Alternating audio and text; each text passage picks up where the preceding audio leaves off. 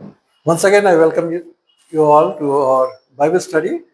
We have been studying evangelism for the past 12 weeks. So today we will be studying lesson number 13, and today's subject is objections to evangelism. Objections to evangelism. So దేవునికి వందనాలు చెల్లించుకుందాం.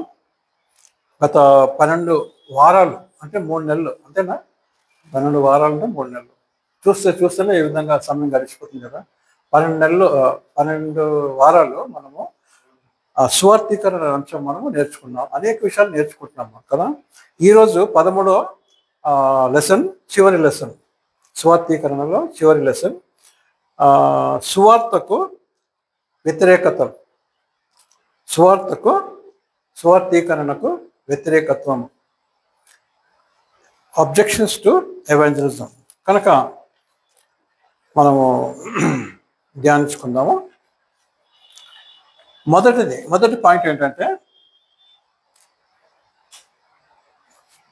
మొదటి objection ఏంటంటే, ఇది నా కొరకు కాదు, లేక ఇది నా పని కాదు. రాసుకోవచ్చు మీరు, ఇది నా పని కాదు, ఇది పాస్టర్ పని కదండి. కొంతమంది అంటారు, ఏమంటారంటే, ఇది మన పని కాదు బ్రదర్, ఇది పాస్టర్లు చేయాలంటారు. వింటుంటాం మనం అప్పుడప్పుడు కదా. ఇది నా పని కాదు, డాష్ పెట్టి ఇది పాస్టర్ పని అని అబ్జెక్షన్ అన్నమాట. అట్లా మనం చెప్తాం, మన వ్యతిరేకత మనమే చూపిస్తున్నాం అన్నమాట. దానికి స్వార్థీకరణకు వ్యతిరేకత అంటే ఏంటి? మనమే ఏమంటున్నాము, ఇది నా పని కాదు, ఇది పాస్టర్ పని అని మనము ఆ విధంగా ఏం చేస్తుంటామంటే మనము తప్పించుకుంటాం అన్నమాట. మనము తప్పించుకుంటాం కదా. నేను ఇప్పటిదాకా నా సాక్ష్యం చెప్పిన కదా. మరి నేను రైల్వేలో స్టేషన్ మాస్టర్ చేసిన కదా, నాకు టైం లేదు, నాకు వీలు కాదు అని నేను తప్పించుకోవచ్చు.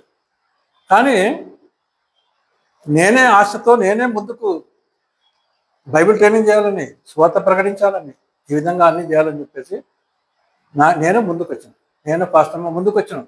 కనుక మరి మనం ముందుకు రావాలి. మనమే ఇది నా పని కాదు, నేను చేయలేను, నా పని కాదు అని అనుకుంటే ఏం కాదు. కానీ సరే, ఒక వచనం మనం చదువుకుందాము. మత్తయి సువార్త 28వ అధ్యాయము 18, 19, 20. ఇది మనకి మూల వాక్యంలాగా అయిపోయింది. ఇది మన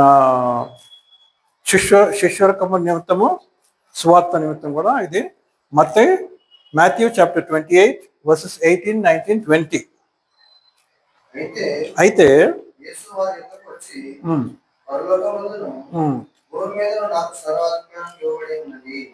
కాబట్టి మీరు వెళ్ళి సమస్త జనులను శిష్యులుగాను చేయుడి, తండ్రికి కుమారునికి పరిశుద్ధాత్మక నామములోనికి వారికి బాప్తిసం ఇచ్చుచు, నేను ఏ సంగతులు ఆజ్ఞాపించుచున్నానో వాటన్నిటిని వైఖరి వల్ల వారికి బోధించుడి.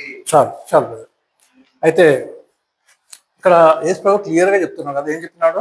మీరు సర్వలోకానికి వెళ్ళి సర్వ సృష్టికి ఏం చేయాలి? మీరు సువార్త ప్రకటించండి.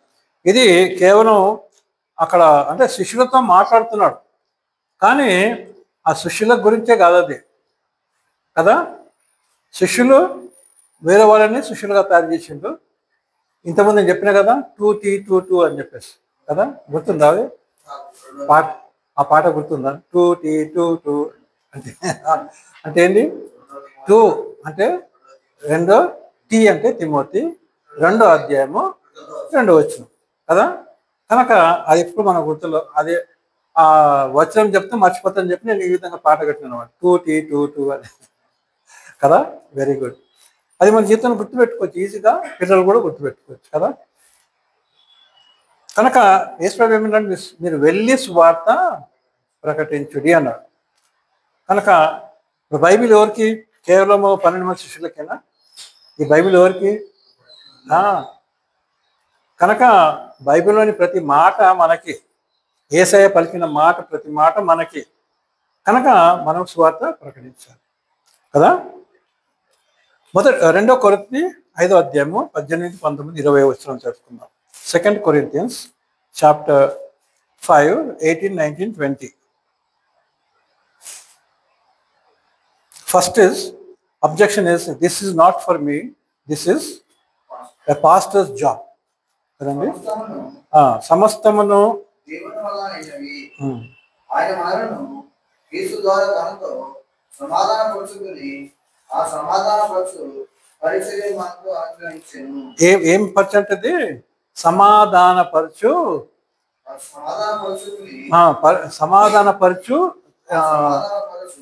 సువార్త. ఇది అంటే సమాధానం పరిచే సువార్త. అంటే ఈ సువార్త ఏం చేస్తుంది? సమాధాన పరుస్తుంది అనమాట. ఎవరికి? మనకు, దేవునికి సమాధానము. ఎందుకు? మనం పాపం చేసినప్పుడు దేవుడు మనల్ని దేవుడు మన మీద కోపం తెచ్చుకున్నాడు కదా. దేవుడు మనల్ని దూరంగా పెట్టినాడు కదా, మనం చూస్తాం అది. కనుక అయితే దేవుడు ప్రేమ గలవాడు. అందుకోసం సువార్తను ఇచ్చినాడు. ఎవరి ద్వారా ఇచ్చినాడు? మన యేసయ్య ద్వారా. మొదటగా యేసుని పంపించి మనకు సువార్త బోధించి, ఆ తర్వాత ఆయన్ని బలియాగముగా తన ప్రాణం అర్పించి మనకేమిచ్చినాడు? రక్షణను, పాప విమోచనను మనకి ఇచ్చినాడు, పాప క్షమాపణ ఇచ్చినాడు కదా. కనుక ఇదేంటిది? రికన్సిలియేషన్, మినిస్ట్రీ ఆఫ్ రికన్సిలియేషన్ అంటే సమాధానపరచు. అంటే దేవునికి మనకి ఇద్దరికి ఏంటి? సమాధానం కలుగున్నట్లు సువార్త అనమాట. పాపం చేసే వారిని దేవుని వైపు మళ్లించే సువార్త అనమాట. తర్వాత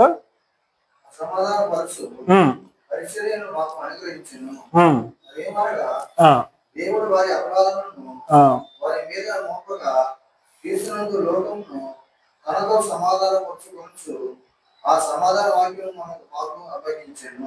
సమాధాన వాక్యము. సువార్త అంటే ఏంటి? సమాధాన వాక్యం. కనుక ఈ లోకంలో మనం చాలా మందికి ఏం లేదు? శాంతి లేదు కదా. శాంతి లేదు. కనుక యేసయ్య ఏం చెప్పినాడు? నా యొద్దకు రండి, నేను మీకు శాంతిని అనుగ్రహిస్తాను. ఈ లోకం ఇచ్చే శాంతి కాదు, నేను నా శాంతిని ఇస్తాను అన్నాడు. ఆ మాట మీద మనం సువార్త ప్రకటించవచ్చు కదా. కనుక మొదటి అపోస్తలుల కార్యం 1వ అధ్యాయం 8వ వచనం చదువుకుందాం. Acts chapter 1 verse 8. అపోస్తలుల కార్యం 1వ అధ్యాయము 8వ వచనం. పరిశుద్ధాత్మ మీదకి వచ్చినప్పుడు మీరు శుద్ధీకరించరు కనుక మీరు విషయంలోను యూదయ సమరయ దేశం అంతటను భూదిగంతం వరకును నాకు సాక్షులైందని వారితో చెప్పాను. యేసయ్య ఏమన్నాడు ఇక్కడ? మీరు నాకు లోకమంతా సాక్షులుగా ఉంటారని చెప్పి అన్నాడు. కనుక ఇది నాకు కాదు, ఈ పని నాది కాదు అని చెప్పడానికి వీల్లేదు.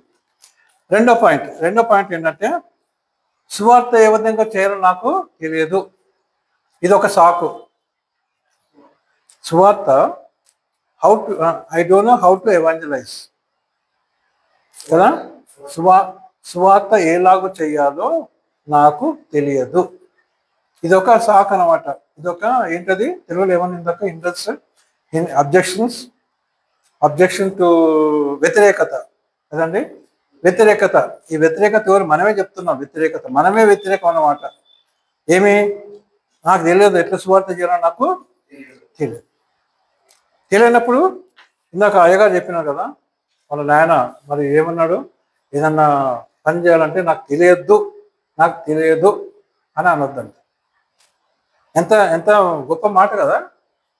ఏదన్నా చేయమంటే ఇది నాకు రాదు, నాకు తెలియదు అని చెప్పొద్దు. చేయాలి, నేర్చుకొని చేయాలి.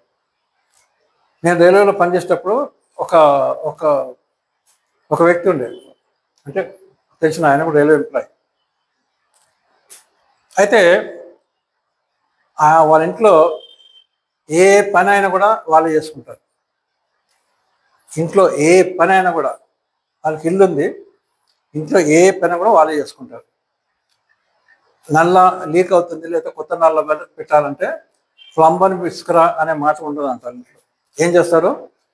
వాళ్ళే ఏం కావాలో అయ్యో కొనుక్కొని వచ్చి వాళ్ళే ఫిట్ చేసి, కొద్దిగా లీక్ అయినా కొద్దిగా లేట్ అయినా మళ్ళీ దాన్ని ఓపెన్ చేసి మళ్ళీ చేసి ఏదన్నా డోర్ సంగర లేదు అంటే కార్పెంటరీ సామాన్లు కొనుక్కొని వచ్చి వాళ్ళే కొడుకులు బిడ్డలు వాళ్ళే, ఆయన అందరు కలిసి హెల్ప్ చేసుకుంటే వాళ్ళే చేస్తారు. అట్లా ఏదైనా కూడా సున్నం వేసుకోవాలంటే సున్నం వేసుకోవాలి. ఇంతకుముందు సున్నం వేసుకోవాలని పిలుస్తుంది కదా, ఇప్పుడు పెయింటర్స్ అంటారు స్టైల్గా కదా. అట్లా ఏం లేదు, వాళ్ళే సున్నం వేసుకుంటారు. ఈ విధంగా ఏ పని అయినా కూడా వాళ్ళే నాకు చెప్పేవాడు అనమాట. సార్ మా ఇంట్లో ఏ పని అయినా కూడా మేమే చేసుకుంటాం అని చెప్పండి. కనుక దేని పిల్లారా, ఎందుకు ఈ మాట చెప్తున్నంటే, నాకు రాదు, నాకు తెలియదు అనే మాట అనడానికి వీలేదు. సువార్థికరణ నాకు ఏ విధంగా చేయాలి నాకు తెలియదు అని చెప్పేసి, అయితే తెలియదంటే మరి ఇటువంటి చిన్న గుంపులు ఉన్నాయి కదా. మనం ఏం చేస్తున్నాము, చెప్తున్నాం ఏ విధంగా సువార్త ప్రకటించాలని మనము చెప్తున్నాం కదా. సువార్థికరణ మనం ఏ విధంగా చేయాలని చెప్పి మనం నేర్పిస్తున్నాం కదండి. కనుక నేర్చుకోవాలి కదా, నేర్చుకోవాలి. అన్నీ నేర్చుకుంటారు కానీ దేవుడి పనులు నేర్చుకోవాలి. అది ఏదైనా కావాలంటే ఇమ్మీడియట్గా ఏం చేస్తారు, ఇప్పుడు ఫోన్ తీసుకుంటారు, గూగుల్ కదా, నెట్లో అన్ని సెర్చ్ చేసేస్తారు, అన్ని తక్కువ ఆన్సర్ చెప్పేస్తారు. బైబిల్ దగ్గరకు వచ్చేటప్పటికి ఏం చేస్తారంటే నాకు తెలియదు అంటారు కదండి. కనుక I don't know how to evangelise, అదొక వ్యతిరేకం అన్నమాట. వ్యతిరేకత లేక సాకు, అబ్జెక్షన్ కదండి. I don't know how to evangelise, నాకు తెలియదు ఎట్లా సువార్త చేయాలి. కనుక 2 తిమోతి 3వ అధ్యాయం 15, 16, 17 వచనం చదువుకుందాం. 2 తిమోతి 3వ అధ్యాయం 15 నుంచి 17 వచనాలు.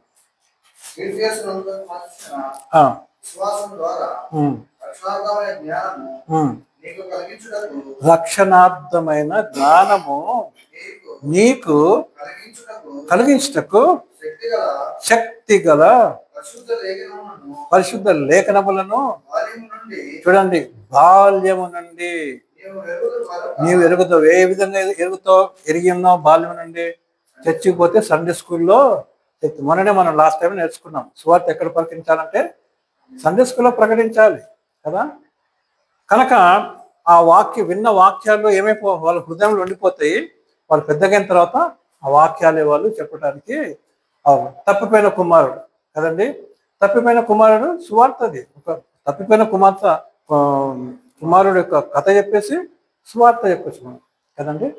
కనుక దేవుని పిల్లారా, ఈ విధంగా మరి చిన్నప్పటి నుంచి జ్ఞానం, కొన్నిసార్లు మనకి కొన్ని కుటుంబాల్లో కదండి, ఆ తాతలు, అమ్మమ్మలు, నాయనమ్మలు వాళ్ళు మంచి విశ్వాసులుగా ఉంటారు. వాళ్ళు ఏం చేస్తారంటే పిల్లలకి మంచిగా నేర్పిస్తారు కదండి. పిల్లలకి ఏం చేస్తారు, మంచిగా నేర్పిస్తుంటారు. కనుక మనం కూడా తాతలు అయినప్పుడు ఏం చేయాలి, మనం కూడా పిల్లలకి మన వాళ్ళకి ఏం నేర్పియాలి మనం కదండి. ఇప్పుడు తిమోతి వాళ్ళ అమ్మమ్మ కదండి, వాళ్ళకి అతనికి మంచిగా నేర్పిస్తేనే తిమోతి సేవకుడు అయినాడు కదా.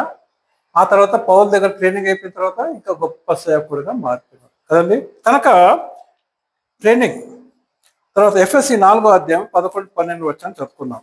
ఎఫ్ఎస్సి 4వ అధ్యాయము 11, 12 వచనం మనం చదువుకున్నాం. నేను దీర్ఘంగా వెళ్ళట్లేదు, త్వరగా వెళ్ళిపోతాను.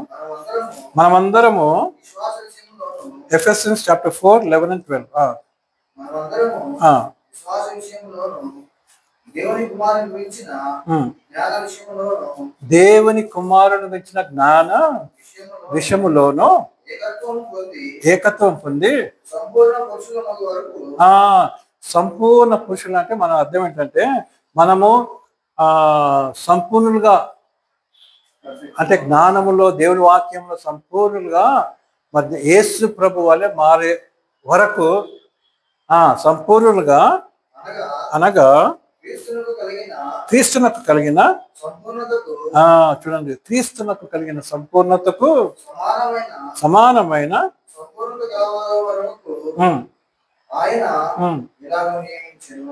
ఇలాగూ నియమించాడు కదండి. కనుక దేవుని పిల్లారా, మరి దేవుడు మనకి జ్ఞానం ఇచ్చినాడు కదండి. కనుకనే మన బైబిల్ స్టడీ ఉంటుంది. బైబిల్ స్టడీ ఉంటే ఏమైతే మనం యేసు ప్రభు గురించి తెలుసుకుంటాము, యేసు ప్రభు లాగా ఏ విధంగా మనం మారాలి కదా మనకు ఆశ కలుగుతుంది. సరే, ఇది అయిపోయింది. 3వ పాయింట్ ఏంటంటే I can't do it alone. 3వ పాయింట్ ఏంటి, దట్స్ ద ఫియర్. నేను ఒంటరిగా చేయలేను.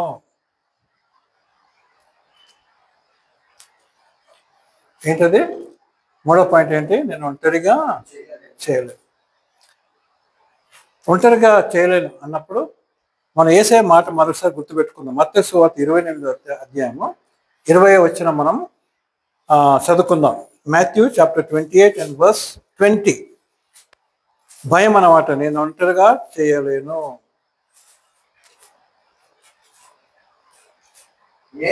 నేను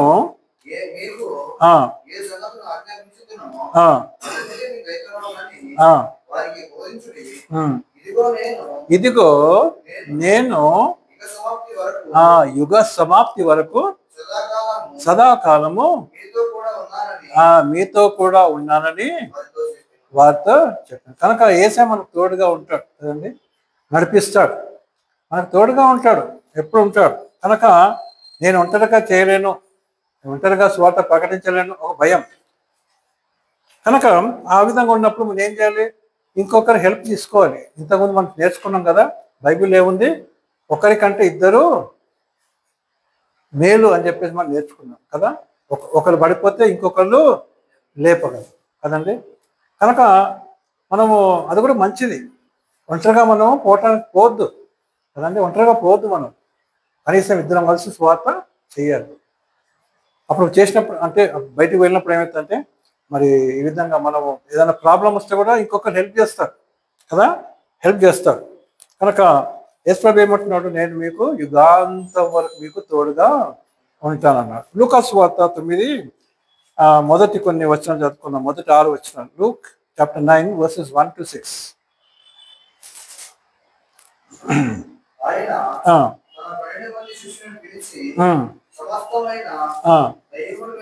చూడండి, యేసు ప్రభువు ఏమిచ్చినాడు? శక్తి ఏమిచ్చినాడు? సమస్తమైన దయ్యాల మీద శక్తిని వాళ్ళకి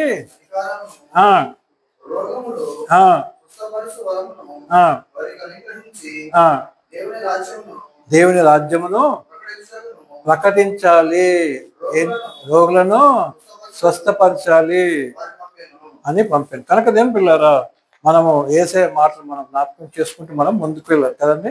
సువార్త ప్రకటించాలి. దేవుని రాజ్యం సమీపించి ఉన్నదని మనం ఎక్కడ నేర్చుకున్నాం? మార్క్స్ వార్త 1వ అధ్యాయము 14వ వచనంలో మనం యేసు ప్రభువు అంటాడు కదా.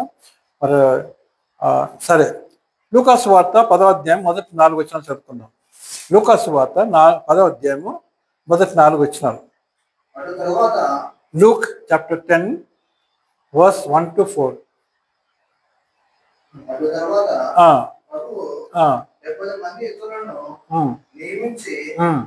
చూసినారా?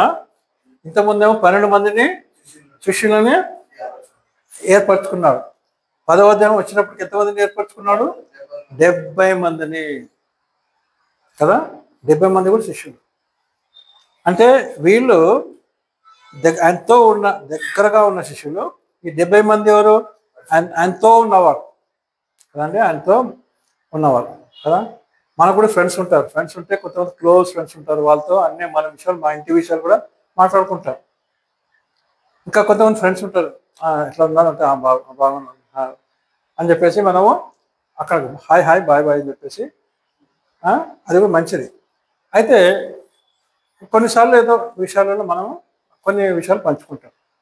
ఆ విధంగా యేసు ప్రభు కూడా 70 మందిని వాళ్ళు పంపినాడు. ఏం చేసినాడు? వాళ్ళని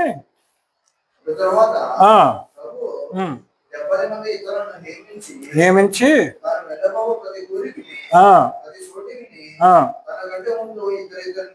చూడండి ఏ విధంగా పంపించినాడు యేసయ్య. ఇద్దరిద్దరిని పంపించినాడు. 70 మందిని ఇద్దరిద్దరు అంటే 35 గుంపులు అనమాట. 35 గ్రూప్స్. ప్రతి ఊరికి మీరు వెళ్ళండి, స్వార్థ ప్రకటించండి, ప్రతి చోటకి కదండి.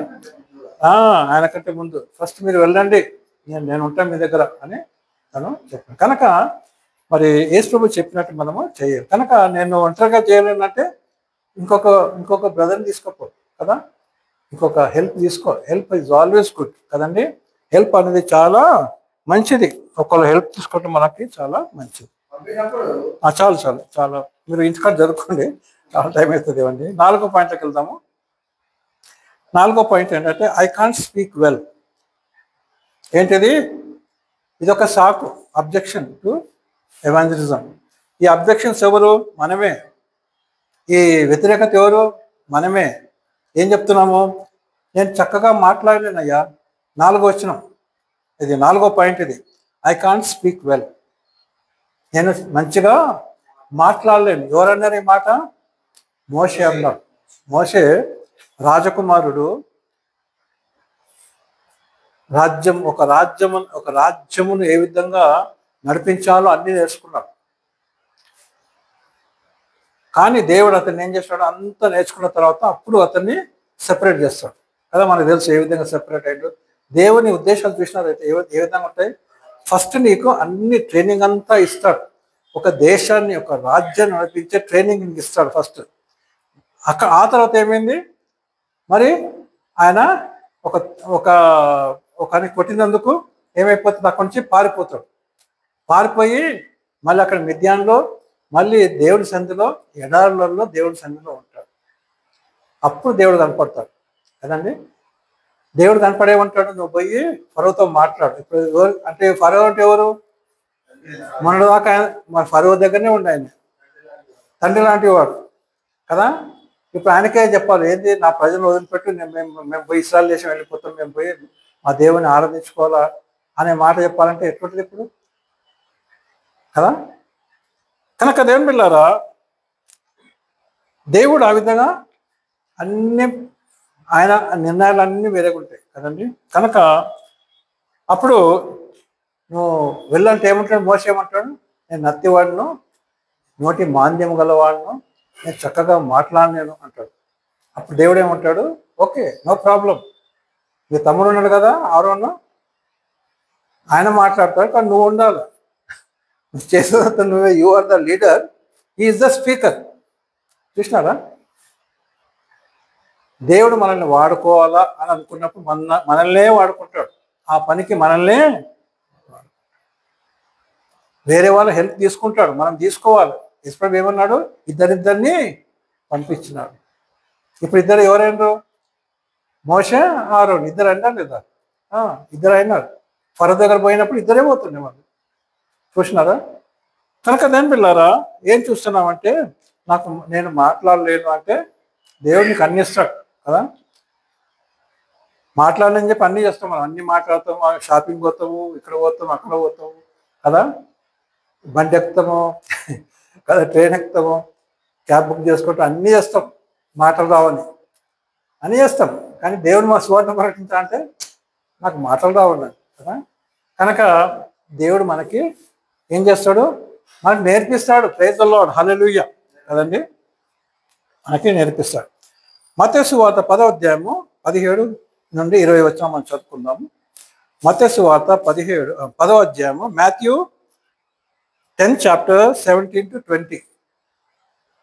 మనుషుల గురించి జాగ్రత్త పడి వారు నిన్నును మహాసభలకు అప్పగించి తమ సమాజ మందిరంలో మిమ్మును ప్రళాదులు పుట్టింతురు. వీరిని అన్ని జనులకు శాశ్వతమైన నా నిమిత్తము మీరు అధిపతుల ఎద్దకును రాజుల ఎద్దకును తేబడుదురు.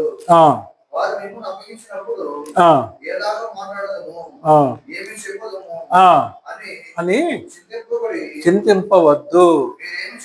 చూడండి, మీరేమి చెప్పవలనో అది ఆ గడియలోనే మీకు.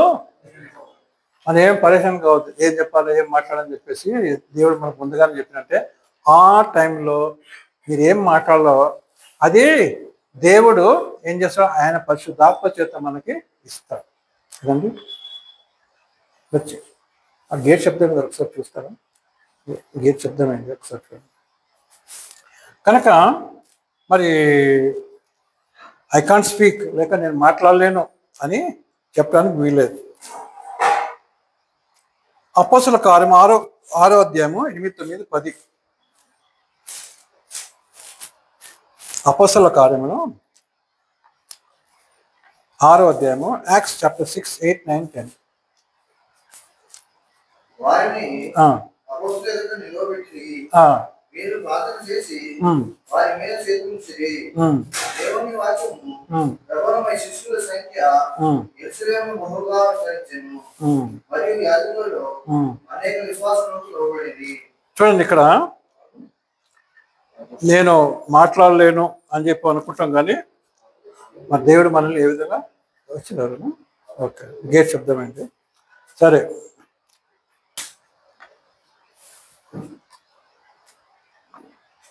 God will use us for his work కదండి.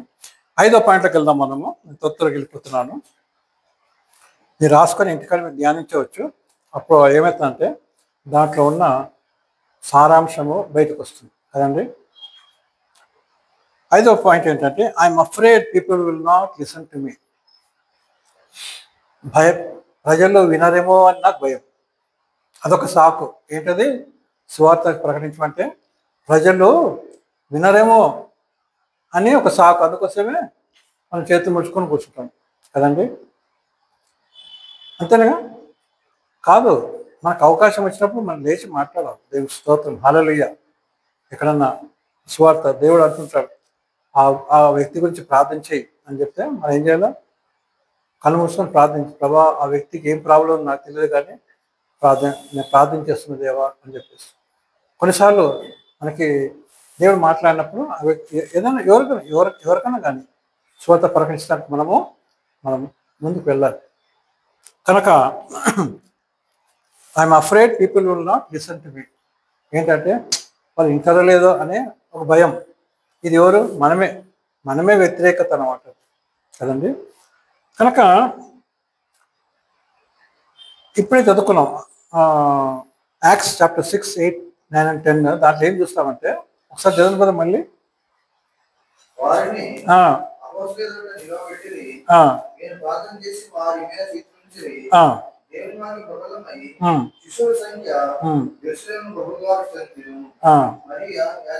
చూడండి, మరి యాజకులలో అనేకులు విశ్వాసమునకు లోబడిరి.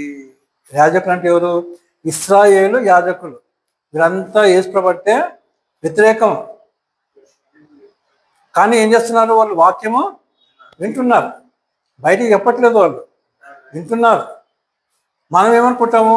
ఎవరు విన్నారు నా మాట అని చెప్పి మనం అనుకుంటాం, కానీ వినేవాళ్ళు వింటారు. ఎందుకంటే పరిశుద్ధాత్మ దేవుడు పనిచేస్తాడు. ఎవరిలో పనిచేస్తాడు? నీలో పనిచేస్తుంటాడు. నువ్వు ఇది చెప్పు అని చెప్పి నిన్ను నడిపిస్తుంటాడు. అదేవిధంగా అక్కడ కూర్చున్న వాళ్ళు అయితే నిలబడ్డ వారితో వాళ్ళ హృదయాలతో మాట్లాడుతుంటాడు. ఇది విను అని చెప్పేసి దేవుడు ఆ విధంగా మనం చూస్తున్నాం. అక్కడ యాజకులే మారిపోతున్నారు, కానీ వాళ్ళు బయటికి చెప్పండి. ఎందుకంటే బయట చెప్తే ఏమవుతుంది? వాళ్ళ యాజకత్వం జాబ్ పోతుంది. ఇక్కడ ఆ యూదులు ఏం చేస్తారంటే, నువ్వు కూడా మారిపోయినావా, ఆ మార్గాన్ని పోతున్నావు అని చెప్పేసి తిడతారో కొడతారో. ఇప్పటికీ ఇజ్రాయెల్ దేశంలో మనం చూస్తాము, సువార్త ప్రకటిస్తుంటే వాళ్ళు కొడుతున్నారు. క్రిస్టియన్స్ని తిడతారు, కొడతారు. ఇప్పుడు జరుగుతుంది ఇజ్రాయెల్ దేశంలో. ఎందుకంటే వాళ్ళు యేసుప్రభు అంటే నమ్మలేదు కనుక ఏం చేస్తున్నారు? వాళ్ళు వ్యతిరేకం కదా, వ్యతిరేకం ఇప్పటికంతే. కానీ మెస్సయ్య కోసం ఎదురు చూస్తున్నారు. ఎవరి కోసం ఎదురు చూస్తున్నారు? మెస్సయ్య కొరకు. పోయిన సంవత్సరము ఆయన ప్రెసిడెంట్ ఏమన్నాడు? Prime minister, Israel prime minister, యుద్ధం బాగా జరుగుతుంటే ఇప్పుడు ఏమన్నాడు?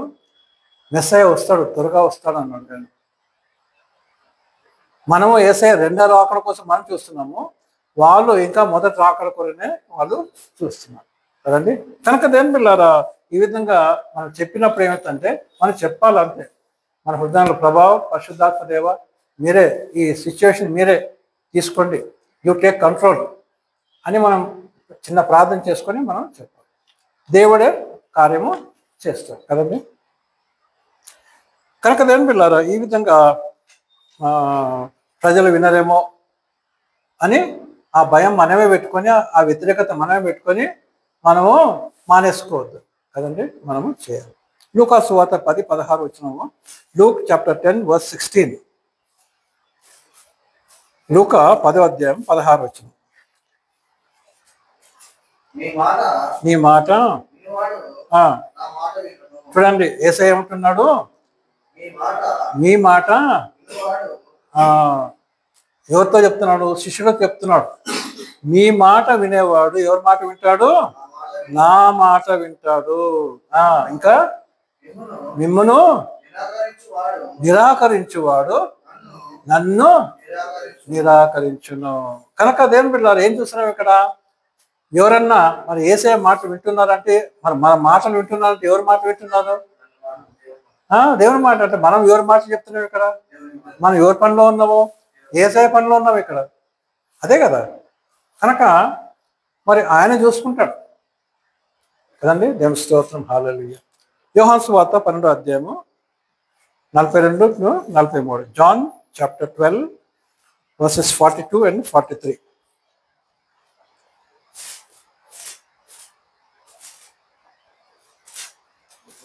యోహాను సువార్త 12:42-43. ఆయనను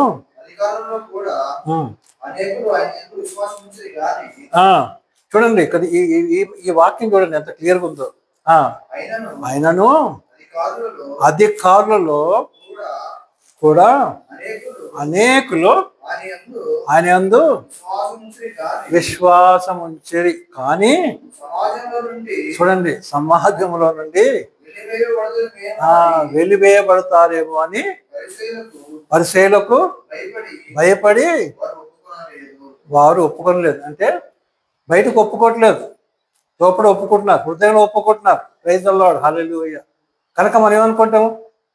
నేను చెప్తుంటే వాళ్ళు ఒట్టిగా మా ముఖాలు చూస్తున్నారు కదా అని అనుకుంటాం మనం.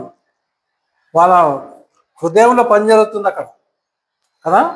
మనం మాట్లాడుతుంటే ఏమవుతుందో వాళ్ళ హృదయాలు కరిగిపోతున్నాయి. ఇప్పుడేమో పాట పాడినా కదా, బండలాంటిది. కనుక బండలాంటి హృదయాలు ఉంటాయి, అన్నీ మారిపోతాయి. ప్రైజ్ ది లార్డ్, హల్లెలూయా. మనం ఏమనుకుంటాం అంటే వాళ్ళు ఇట్లా చూస్తుంటే అసలు ఏం వింటలేరు అనుకుంటాం మనం. అది సాకు, మన భయం అన్నమాట. ఇక్కడ ఏం చూస్తున్నాము?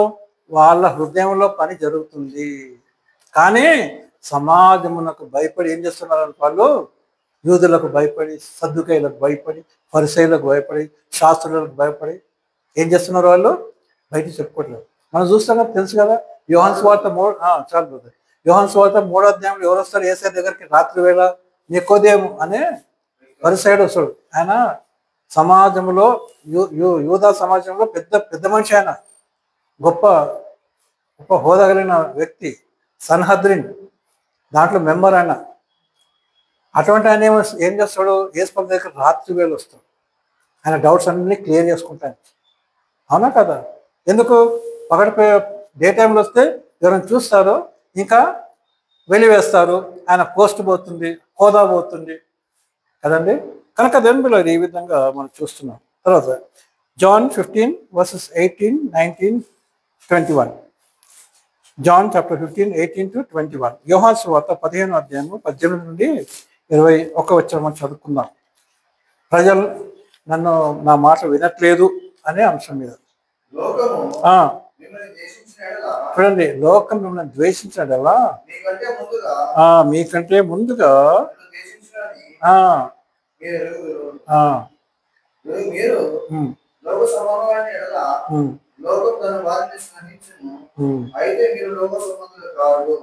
యేసయ్య ఏమంటున్నాడు? మనము లోక సంబంధము కాదు. లోక సంబంధం ఏంటంటే లోక సంబంధం విషయాలు మాట్లాడుతుంటారు కదండి. అన్ని మాట్లాడుకుంటారు. ఈ సినిమా ఆ సినిమాని మాట్లాడుతూ, లేక ఈ సీరియల్ ఆ సీరియల్, లేక ఈ లోకం జరిగే అన్ని మాట్లాడుతుంటారు కదా. ఎక్కడ బిర్యానీ బాగుంది, దమ్క బిర్యానీ ఎక్కడ అని ఇవన్నీ మనం మాట్లాడతాం లోక సంబంధంగా కదండి. మనం కూడా తింటాం. నాకు కూడా బిర్యానీ చాలా ఇష్టము. కొన్నిసార్లు నేను కూడా అడుగుతుంటుంది, అది ఎక్కడ బిర్యానీ మంచిగా దొరుకుతుంది అని చెప్పేసి కదా.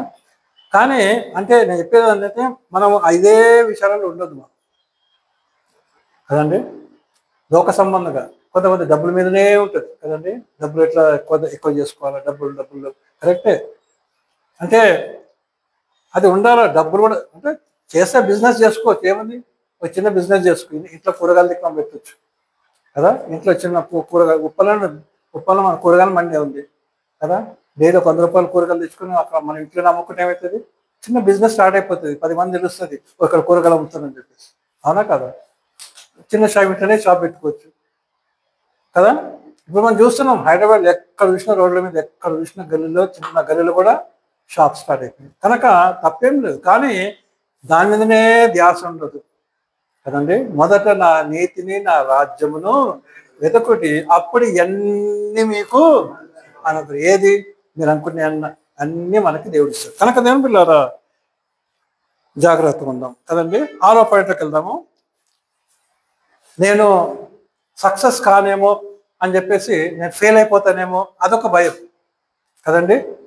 ఇప్పుడు మనం యవనస్తులో చూస్తున్నాం, స్టూడెంట్స్లో కదండి. మరి మొన్న ఒక అమ్మాయి ఎగ్జామ్ రాసిందంటే 10th ఇంటర్ ఫెయిల్ అవుతా అని చెప్పేసి పోయి సూసైడ్ చేసుకున్నాడు కదా. తర్వాత పాస్ అయింది యాక్చువల్గా చూసి కదా. భయము కదండి. ఆ భయం పుట్టించేది ఎవరు? సాతాను. కనుక మనం భయపడవద్దు. మనం ఈసారి ఫెయిల్ అయితే నెక్స్ట్ టైం పాస్ అవుతాం కదండి.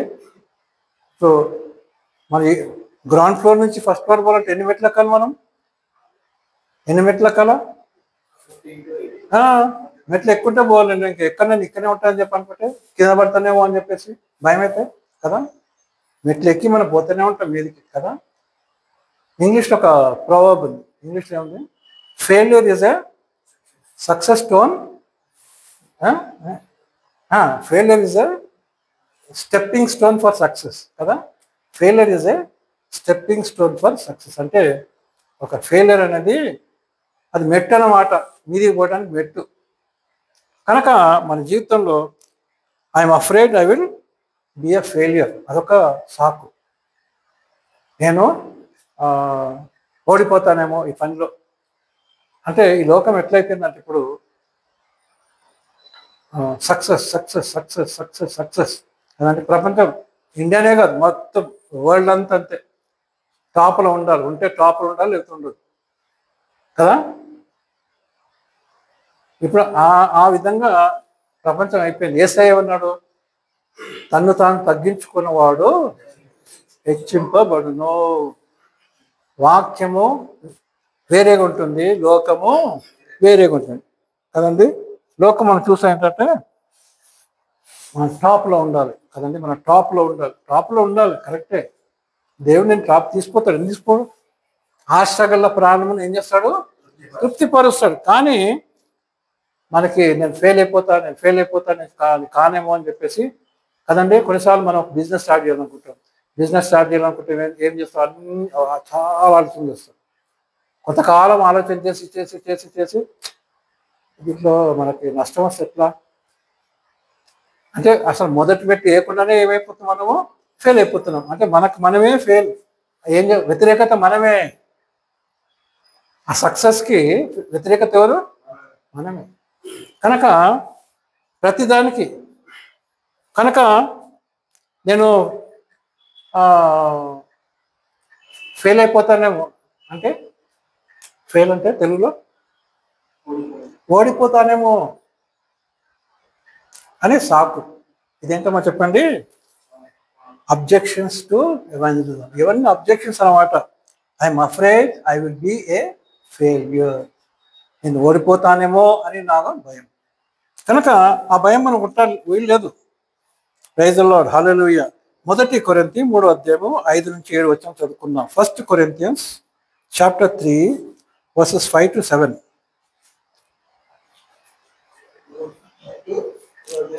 1 కొరింథీ 3వ అధ్యాయము 5 నుండి 7 వచనాలు.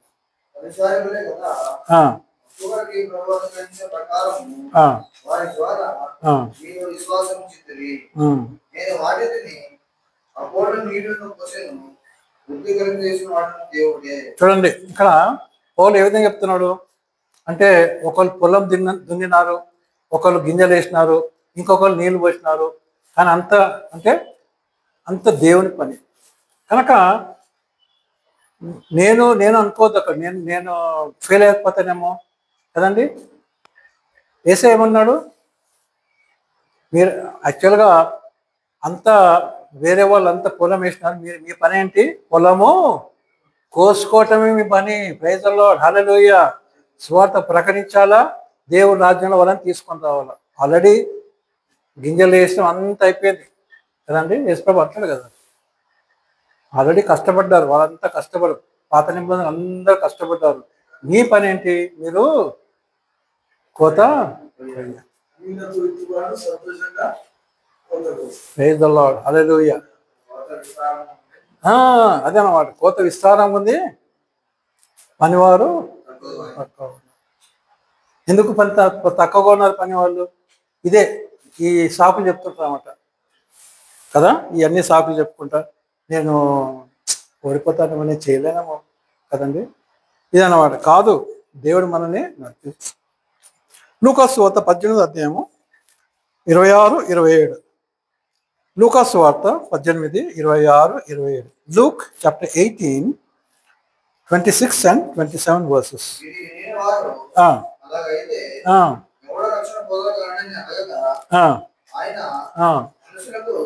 మనుషులకు అసాధ్యమైనది దేవునికి సాధ్యము. ప్రైజ్ ది లార్డ్, హల్లెలూయా. కనుక మనం అనుకుంటాం ఇది ఎట్లా ఎట్లా అని చెప్పి మనం అనుకుంటాం, కానీ ఏమంటాడు యేసు ప్రభువే ఏమంటాడు ఆ మాట, ఇది దేవునికి సాధ్యమైనది. అంటే మనము దేవుని పని చేస్తే, దేవుని పనిలో ఉంటే దేవుడే సాధ్యపరుస్తాడు కదా. ఇప్పుడు ఎగ్జాంపుల్ ఇదే, మన మెన్స్ మీటింగ్ తీసుకున్నాము. మన మెన్స్ మీటింగ్ ఇప్పుడు ఎంతకాలం నుంచి దాదాపు మనము 10 నెలలు అయిపోయింది కదా, 10 months అయిపోయింది కదా, అవునా కదా. జూన్లో ఎప్పుడు స్టార్ట్ చేసినాము కదా. ఎందుకు స్టార్ట్ చేసినాము? బాప్టిజం తీసుకున్న బిడ్డలకి వాళ్ళని వాక్యంలో ఎదగజేయాలని చెప్పి స్టార్ట్ చేసినాం కదా. ఎందుకు? వాక్యం, బాప్టిజం తీసుకున్న వాళ్ళకి ఏం కావాలా? వాక్యం కావాలి. ఆ ఉద్దేశంతో ఏ విధంగా చేయాలని చెప్పి నాకు ఐడియా వస్తే, సరే మెన్స్ మీటింగ్ స్టార్ట్ చేసుకుందామని చెప్పేసి, లేడీస్ మీటింగ్ ఉంది, యూత్ మీటింగ్ ఉంది, సండే స్కూల్ అంతున్నాయి, కానీ మెన్స్ మనకేం లేదని చెప్పేసి అది స్టార్ట్ చేస్తే బాగుంటుందని చెప్పి ఇక్కడ స్టార్ట్ చేస్తే ఇప్పుడు బైబిల్ క్లాసెస్ స్టార్ట్ అయిపోయి కదండి. కనుక దేవుని పిల్లరా, మనము ముందుకు వెళ్ళాలి. అందుకోసం భక్తులు పాట రాసింది కదా, అసాధ్యమైనది లేనే కదా. సరే, మంచి పాట, అసాధ్యమైనది లేనే లేదు. ప్రైజ్ ది లార్డ్, హల్లెలూయా. కనుక దేవుని పిల్లరా, దేవునికి అసాధ్యమైనది ఏది లేదు. మనం ఆయనకు సమర్పించుకుంటే ఆయన నడిపిస్తాడు కదండి. లూకాసు వార్త అయిపోయింది కదా. Romans chapter 15 verses 17 to 18. రోమిలకు రాసిన పత్రిక 15వ అధ్యాయము 17, 18 వచనాలు. రోమిలకు రాసిన పత్రిక 17వ అధ్యాయము 18 వచనం. 15వ అధ్యాయము 17, 18. కాగా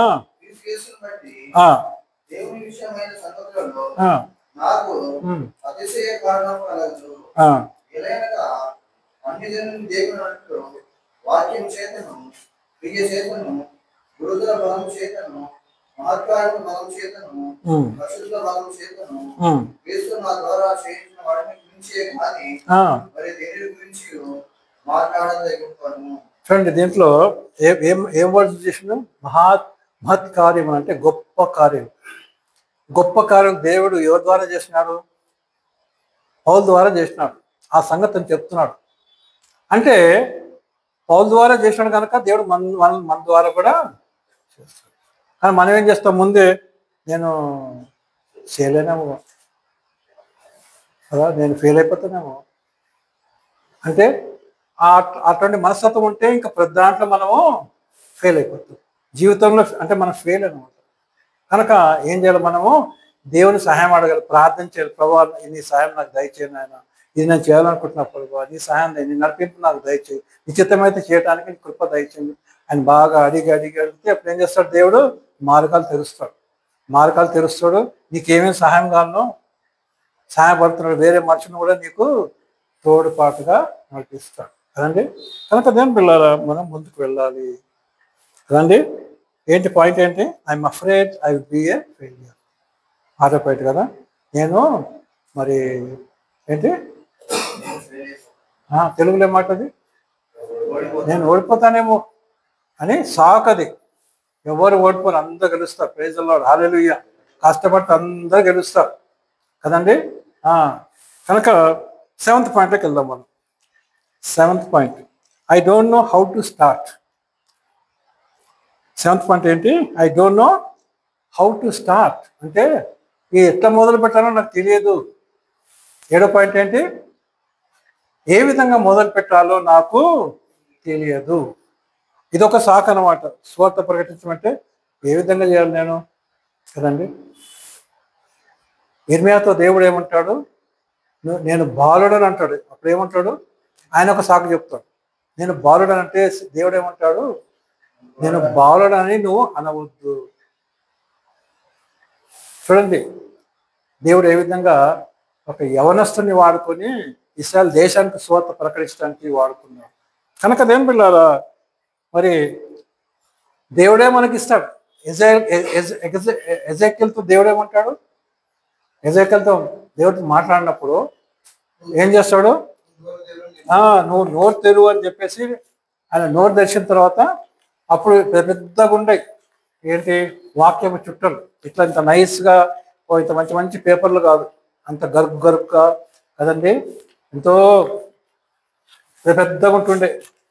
అవి ఏం చేశాడు దేవుడు? చుట్టి నోరు తెరవంటే నోరు తెరిచి నోట్లో పెట్టాడు. మింగ్ అన్నాడు అంటే మింగిండు. మింగేమంటున్నావు? తేనె కంటే మధురంగా ఉండదు అట్లుండు కదండి. కనుక ఈ వాక్యము తింటేనే తెలుస్తుంది దాని అర్థం కదండి. రుచి చూచి ఎరిగి తిని యెహోవా ఉత్తముడు అని చెప్పి పాట రాసినాం కదండి. రుచి చూచి ఎరిగి తిని యెహోవా ఉత్తముడని. కనుక వాక్యం ఉంది ఏంటి? Taste and see that the lord is good. యెహోవా ఉత్తముడని రుచి చూచి తెలుసుకో కదండి. రుచి చూడకుండా పుట్టి ఇట్లా ఇట్లా చేసి అట్లా అంటే అయిపోతుందా? కాదు. తినాలా. ప్రైజ్ ది లార్డ్, హల్లెలూయా. మొత్తము ఆయన నోట్లో పెట్టేస్తే అప్పుడు ఏమన్నాడు? చాలా తీయగా మధురముగా నా నోట్లో ఏ విధంగా ఉంది? తీయగా ఉన్నది అంటాడు. అప్పుడు ఏమంటాడు దేవుడు? పోయి సువార్త ప్రకటించుకోవట్టు.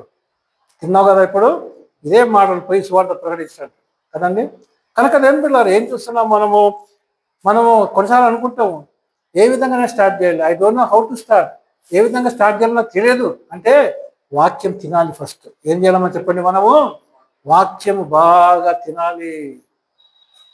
యేసయ్యను గురించి తెలుసుకోవాలి. యేసయ్య ప్రేమను గురించి తెలుసుకోవాలి. యేసయ్య యొక్క ఆశ ఎందుకు వచ్చినాడు లోకానికి మనం తెలుసుకుంటే అప్పుడు మనము ఏం చేస్తాము? ప్రకటిస్తాం కదండి.